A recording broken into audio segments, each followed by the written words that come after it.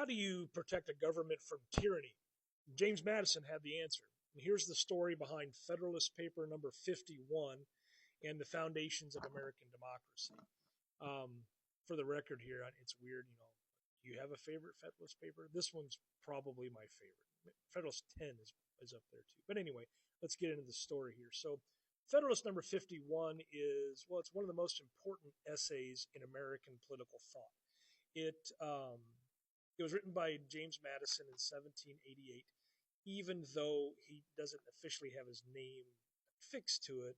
Instead, it's anonymous, written as Publius, but it's been attributed to him. And it's part of the Federalist Papers, which, of course, were a series of essays aimed at promoting the ratification of the U.S. Constitution. And in Federalist 51, Madison tackles a pretty key question. How can a government be structured to prevent any one branch from gaining too much power? And so this essay addresses the needs for, well, checks and balances, and also the importance of separation of powers in a republic. I did a video on Montesquieu's the Spirit of the Laws, and well, where do you think Madison gets the idea from? But anyway, let's talk about the context of this. So first of all, the Federalist Papers themselves were written during this really critical period in American history, because after the Revolution, we have these newly independent states that are organized in this loose association under the Articles of Confederation.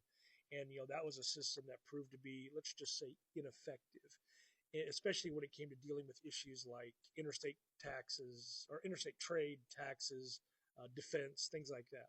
And as a result, the Constitutional Convention comes along, and it's convened in Philadelphia in 1787 to revise the Articles, leading to beating the Articles to death and the creation of a new document, which is the Constitution. Now, the Constitution faced some pretty strong opposition. Many feared that having that stronger central government would infringe on the rights of individuals or just become tyrannical, right? We just fought a war to get rid of that. And so a group coming out against the Constitution, the Anti-Federalists, argued that the Constitution would concentrate too much power in the hands of a central authority, and that would threaten the liberty of the people. Now, to address these concerns, James Madison, Alexander Hamilton, and John Jay wrote the Federalist Papers. If you're a fan of Hamilton, you know this. You could probably sing it for me.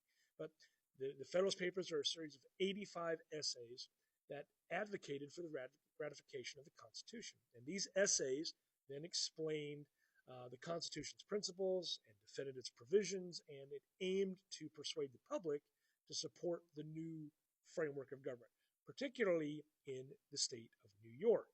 We needed New York to ratify it, even after we get the 9 out of the 13 necessary to make the Constitution the law of the land. We need to bring New York along. Well, Federalist number 51, Madison addressed one of the most pressing concerns, and that would have been, how could a government, with its power to enforce laws and levy taxes, be prevented from becoming too powerful and infringing on the rights of the people? And so Madison argues that in a republic, the structure of the government itself must be designed to prevent any one branch from becoming dominant. The solution, he proposes, was the establishment of separation of powers and checks and balances. So let's go back to your civics class if you had one back in school, but separation of powers refers to the division of government into 3 distinct branches. The legislative branch, their job is to make laws. They're composed of the House and the Senate. The executive branch, their job is to enforce laws. That's the president, law enforcement. And then the judicial branch, to interpret laws. That's the courts. It's their job to interpret. So each branch is given specific powers and responsibilities. And these powers were to be checked by the other branches to prevent any one branch from becoming too powerful. And Madison believed that if one branch could limit the actions of another, it would provide a safeguard necessary against tyranny. Now, Madison's system of checks and balances was designed to ensure that no branch of government could act without the consent of the others. So, for example, while the president has the power to veto legislation, Congress can override that veto with a 2/3 majority in both houses. Similarly, while the president appoints federal judges, the Senate must confirm those appointments. The judiciary, in turn, can declare laws passed by Congress or actions taken by the president. They can declare them unconstitutional through judicial review.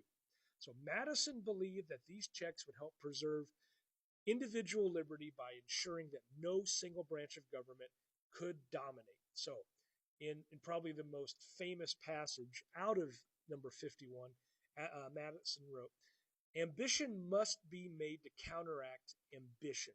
The interest of the man must be connected with the constitutional rights of the place. It may be a reflection on human nature that such devices should be necessary to control the abuses of government. But what is a government itself but the greatest of all reflections on human nature? If men were angels, no government would be necessary." That passage highlights Madison's belief that people, being inherently flawed, cannot be trusted with unchecked power. The separation of powers and checks and balances were not just theoretical ideas. They were necessary to prevent any one individual or group from gaining too much power. So, in addition to the separation of powers, Madison also addresses the concept of federalism, which is the division of power between a national government and the rights of the states, or the powers of the states to govern their own affairs. Layered, right? Madison argued that the division of power between the national and state governments would help preserve liberty by preventing either side, the federal or the states, from becoming too powerful. Madison's emphasis on federalism was particularly important in the context of the new young republic, right?